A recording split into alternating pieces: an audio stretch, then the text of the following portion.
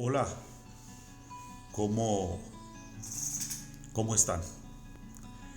Bienvenidos una vez más a nuestra senda filosófica y quiero aprovechar antes que nada para agradecer a quienes han ido sumando.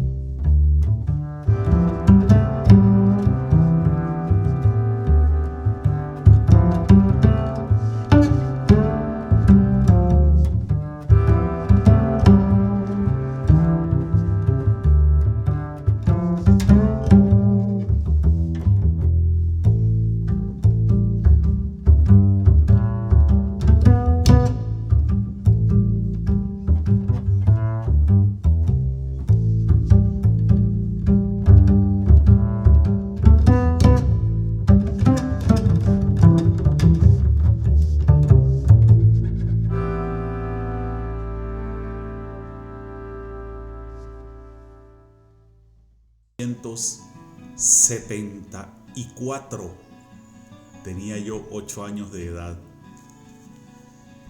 Era el mundo de nuestra época, los álbumes de cromos de la época. ¿Ok?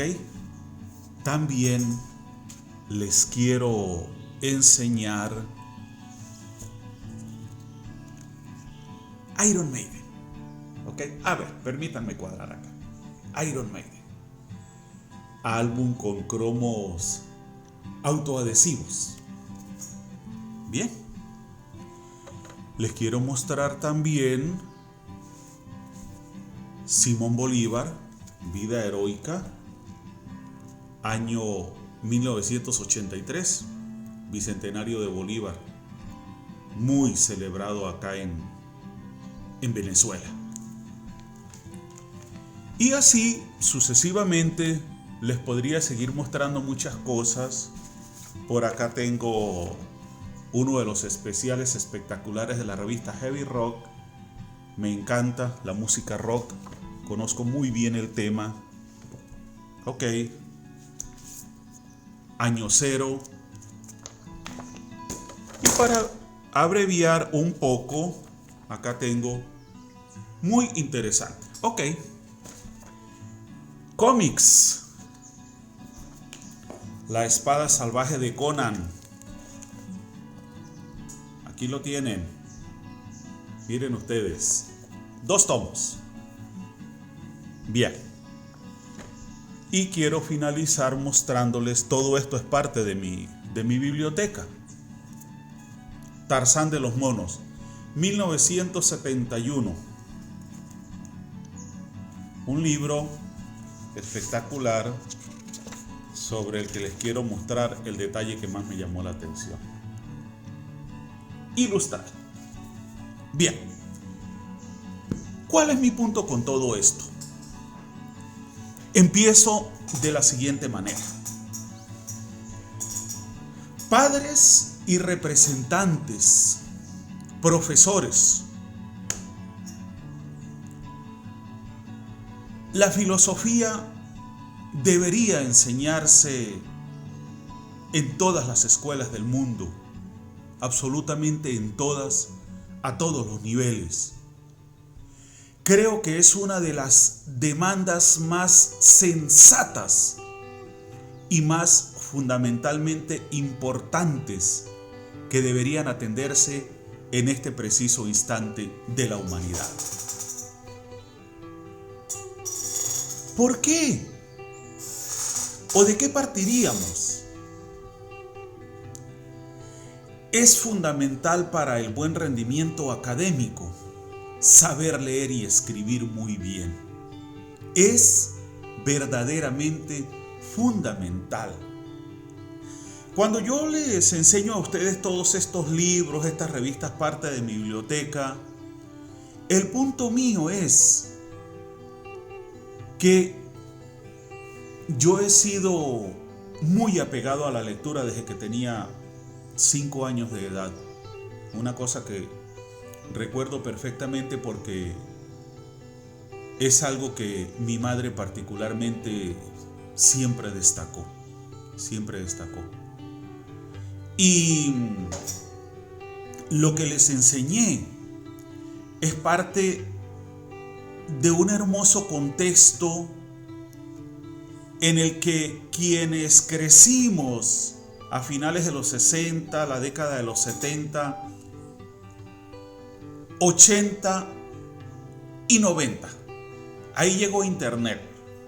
¿Ok? Y todo cambió. Tenía que cambiar de alguna manera. Porque lo que habíamos vivido hasta el momento ya tenía que empezar a trascender hacia otras cosas, nuevos modos de vida. Ok.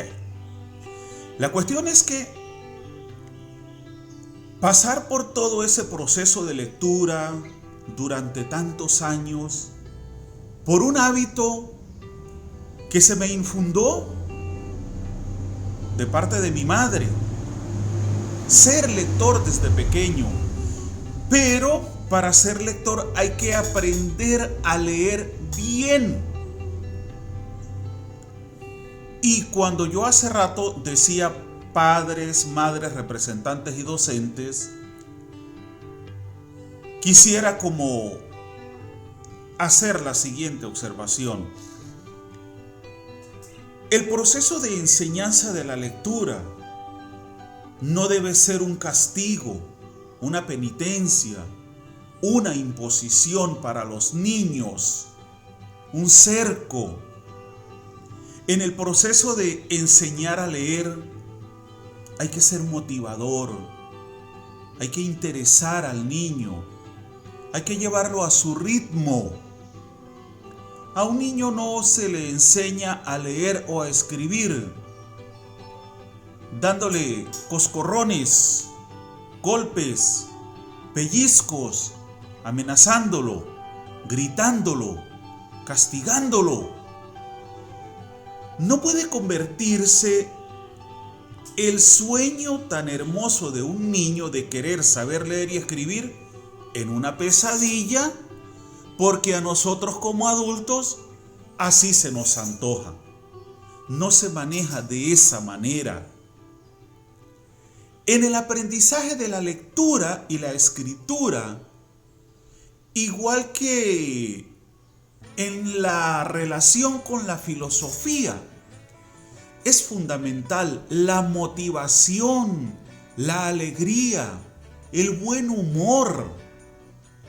Hay que acercar al niño al libro, al texto escolar, con cautela, con tranquilidad, con amor. Que enseñar a leer y a escribir a un niño no se convierta en una pesadilla. Fíjense ustedes en algo.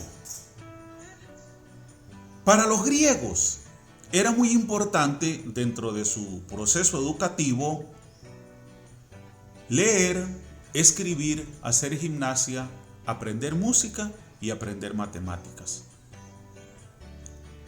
La lectoescritura era fundamental en la formación del griego. Y Los grandes filósofos de la época antigua eran generalmente personas con un conocimiento muy profundo de su idioma, del griego en este caso, el griego antiguo, el koiné.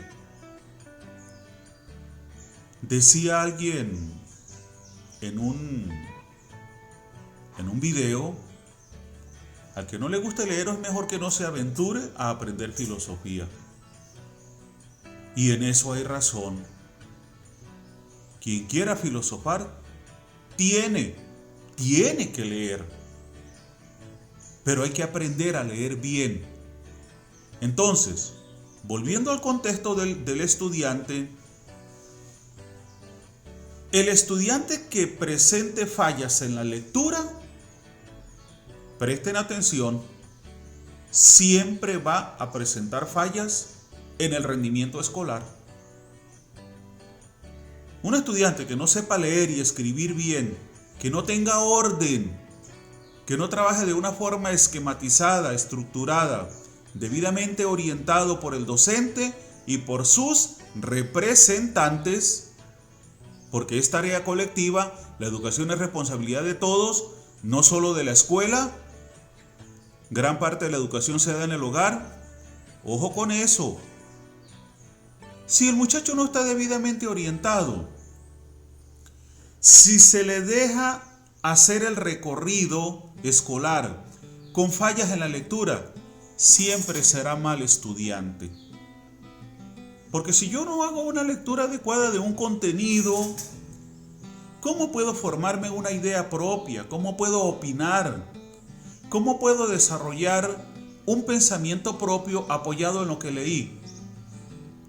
Si distorsiono el contenido leído, ese contenido como base para mi reflexión, para mi disertación, me va a llevar a una idea equivocada sobre el tema que he tratado. Y esa es la relación tan estrecha que hay entre el hecho de saber leer bien, el buen rendimiento académico, y la filosofía como pedagogía. Hay que tener mucho cuidado con eso. Una persona que no sepa leer bien y que desee entablar diálogos con los autores a través de sus escritos, siempre va a entender mal, siempre va a captar ideas equivocadas y por lo tanto no tendrá la posibilidad de desarrollar ideas propias adecuadas. Yo quería hacer esta disertación hoy porque quiero hacer un recorrido que vaya desde lo que es el proceso de enseñanza-aprendizaje de la lectura hasta la filosofía como pedagogía. Hay una equivocada visión generalizada y predominante hoy en día sobre nuestros niños y sobre nuestros adolescentes. Y voy a ser muy claro en eso, muy sincero. Docentes de la vieja escuela, padres y representantes de la vieja escuela, con expresiones como: no hay como la educación de antes. Cuando uno estudiaba así se aprendía. Los muchachos de ahora no quieren servir, pero para nada. Qué cosa tan equivocada. En todas las épocas del mundo ha habido cosas buenas y cosas malas, cosas efectivas, cosas inefectivas. Eso nunca va a cambiar. No pensemos que las equivocaciones propias de nuestro tiempo con respecto al rendimiento escolar y a la disciplina de los muchachos es exclusiva de nuestra época. Ese texto tan relevante en la historia de la humanidad, el Gilgamesh,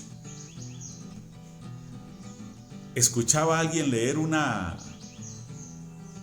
párrafo donde un padre hace miles de años atrás le decía a su hijo: recuerda que cuando te mando a la escuela, te mando a que vayas a cumplir con tu deber, No te mando a que te distraigas en las plazas, a que te quedes en las calles.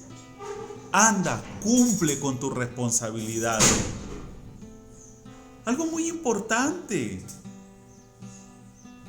El niño y el adolescente toda la vida han manifestado las actitudes, las expresividades, los pensamientos y las inquietudes propias de su edad. Y somos nosotros los adultos quienes tenemos que modelar, orientar, regular, educar. Eso ha sido así toda la vida y nunca va a cambiar. Entonces, claro, ¿por qué toda esta disertación? Porque la filosofía, para que sea efectiva, para que cumpla su objetivo de mejorar la calidad de vida de las personas, se apoya en aspectos tan importantes como el hecho de que un muchacho sea buen lector, buen escritor, disciplinado en el estudio, cumplido, constante. Pero esa es una tarea de nosotros como adultos. O sea, dejemos de estarnos lavando las manos como Pilatos, justificando nuestra apatía, la evasiva de nuestra responsabilidad, diciendo que los muchachos no sirven para nada. Porque si una parte de los profesionales que están ejerciendo en este momento en el mundo tienen deficiencias en su proceso de formación, la culpa es nuestra, que fuimos quienes los educamos. Esa responsabilidad es nuestra. Él pasó por un proceso de formación que nosotros le dimos. Entonces, si marcha mal como profesional y si un estudiante marcha mal como estudiante, es porque nosotros como adultos no sabemos orientar y tenemos que asumir nuestra responsabilidad. Entonces, yo le recomendaría a los docentes, a los padres y representantes, que en lugar de estarse repartiendo la culpa por las deficiencias de los estudiantes, trabajen de manera conjunta. Trabajen de manera conjunta porque la educación es responsabilidad compartida. Y eso ha sido así toda la vida en todas las sociedades del mundo. No creamos ilusamente que porque mandamos al muchacho a la escuela todos los días, bien vestido, con los cuadernos, con el bolso y con la merienda, somos unos excelentes padres que estamos cumpliendo la tarea. No, porque la responsabilidad predominante de la escuela es la formación académico-intelectual. Por supuesto está el tema de los valores, la parte ética, la formación ciudadana, porque es un proceso integral. Pero el muchacho habita en nuestro hogar. Habita en nuestro hogar. Y nosotros debemos impartir la disciplina propia desde el hogar también. No podemos darle la espalda a eso. Nosotros tenemos un ejemplo en Sócrates, Platón y Aristóteles. Platón, discípulo de Sócrates, Aristóteles, discípulo de Platón. Y no fueron 1 ni 2 años los que pasaron en la academia, en el liceo, los estudiantes, no. Eran periodos de 20 hasta 25 años y de trabajo arduo todos los días. Entonces, yo quiero cerrar un poquito la idea, invitando a los padres y representantes, a los docentes, a que por favor cambien su visión sobre la importancia de la lectura. Enseñar a leer y escribir a un estudiante, sea de la etapa que sea, eso no es un mero formalismo. Eso no es una tarea que se cumple para sumar puntos en el desenvolvimiento docente. Y el representante no va a aspirar que el muchacho aprenda a leer cuanto antes para él vanagloriarse, para decir que mi muchacho sabe leer. No, cuidado, porque la importancia y el beneficio de la lectura coexisten con nosotros para toda la vida. De la misma manera que, tal y como lo decía Platón, la educación coexiste con nosotros durante toda nuestra existencia. Entonces recuerden lo que les estoy diciendo hoy, porque quiero insistir en este punto. Por favor, vamos a preocuparnos de que nuestros muchachos aprendan a leer y a escribir bien desde las primeras etapas de la educación. ¿Por qué? Porque aspiraríamos que a futuro ese muchacho sea un ser pensante, autónomo, crítico, de ideas propias, innovador, implementador. Pero sin una buena capacidad lectora, eso no es posible, porque no hay rendimiento académico. Y si no hay rendimiento académico, la pedagogía, desde la formación académica, desde la filosofía, desde la experiencia diaria en la escuela, en el hogar, en la calle, en cualquier ambiente, nunca va a poder cumplir su papel adecuadamente. Nunca va a poder.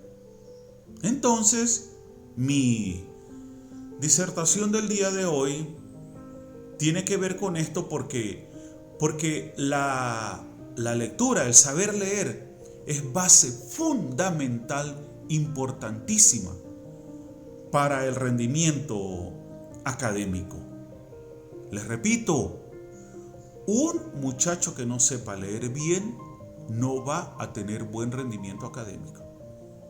Así que padres y representantes, profesores, por favor, dedíquense a reformularse su idea sobre la lectura y la escritura dentro de las aulas. Hay quizá una queja muy generalizada, que los muchachos no salen de los celulares, que no dejan la computadora, que las redes, que el internet. Pero es que es el mundo actual. ¿Qué hacemos con eso?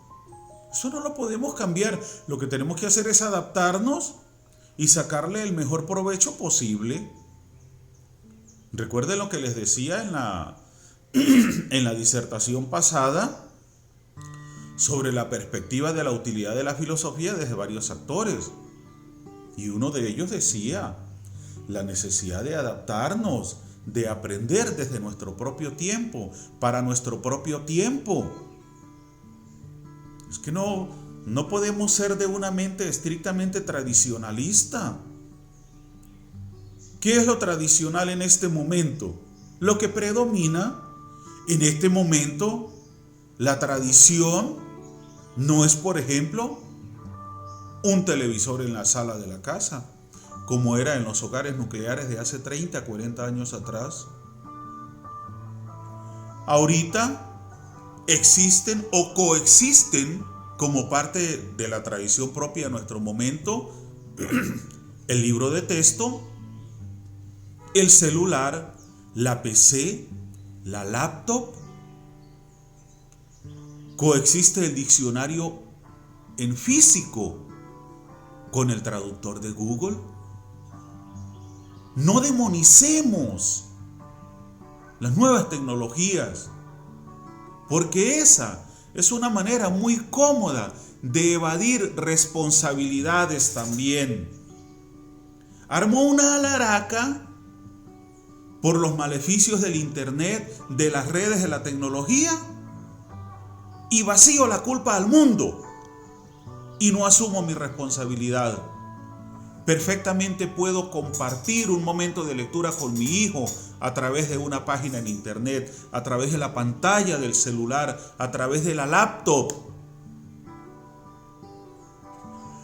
Esto que leíamos en físico y que por supuesto pues millones de personas siguen leyendo, porque los libros son una cosa. Mire, un libro es un mundo mágico. Un libro es la entrada a un mundo que tiene la gran ventaja de permitirnos imaginar cualquier cosa y nunca nos va a recriminar nada. ¿Qué puede ser mejor que eso? Esa libertad Porque la lectura es eso, un mundo de libertad para imaginar y crear lo que yo quiera. Entonces, tengo el libro, está bien, pero estos libros en físico, para el que no los quiera, están en internet, en digital. Hay multiplicidad de páginas dedicadas a los cómics, a las novelas, a la literatura universal. Están las páginas dedicadas a los textos escolares, para la formación académica en todas las etapas, en todas las modalidades. Tenemos un mundo que cada día se amplía más en términos de posibilidades en cuanto a recursos para aprender a leer y a escribir adecuadamente. Y esa es una herramienta muy a favor del desarrollo del pensamiento filosófico. Porque para filosofar hay que leer. Entonces, si nosotros hemos venido hablando de implementación en los aspectos más cotidianos de nuestra realidad, entonces no podemos pretender ser filósofos, ser estudiosos de la filosofía, solamente agarrando textos que muchas veces incluso corremos el normal riesgo de no entender, porque son complejos, porque son profundos. Pues más desventaja aún vamos a tener si queremos adentrarnos en el mundo de la filosofía y no sabemos leer adecuadamente. Entonces hay una relación muy estrecha. Hay una relación muy estrecha entre la capacidad lectora y la posibilidad de acercarnos a la filosofía para aprender, para contagiarnos de su entusiasmo, de su alegría, de su utilidad y para ver cómo aplicamos lo que aprendemos a los aspectos de la cotidianidad. Entonces, esta es mi disertación del día de hoy. Quisiera hacerles una pregunta ya para finalizar. ¿Por qué Platón no le veía utilidad a la escritura? ¿Qué pasó con eso? Platón veía con malos ojos la escritura. Y Platón era un gigante como escritor, no solamente como filósofo. ¿Ok? Entonces, los voy a dejar con la curiosidad porque quiero que estén pendientes la próxima semana. Porque ya tengo el texto preparado y lo voy a analizar. Lo voy a analizar en profundidad para ustedes. Lo vamos a hacer de una manera muy, muy interesante. ¿Ok? Esto es un extracto que conseguí demasiado bueno en el libro Aproximación a la Filosofía. Un tremendo libro.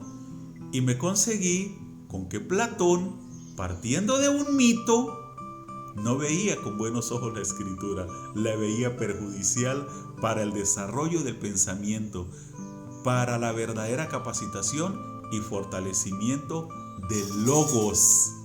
Así que ese va a ser mi tema la próxima semana. Ese va a ser mi tema de disertación, un tema muy interesante. Entonces, bueno, los dejo ya tranquilos. Este recorrido sigue poco a poco, pero de manera constante. Recuerden, hagan de la lectura un hábito, pero un hábito motivador, lleno de alegría, de entusiasmo. No le conviertan a sus hijos la lectura en una pesadilla. Muchos padres y representantes lo hacen, muchos docentes lo hacen. Cuidado con eso. Vivimos en un mundo totalmente distinto hoy en día. Bueno, los dejo tranquilos ya hasta la próxima semana. Así que, chao, chao. Nos vemos.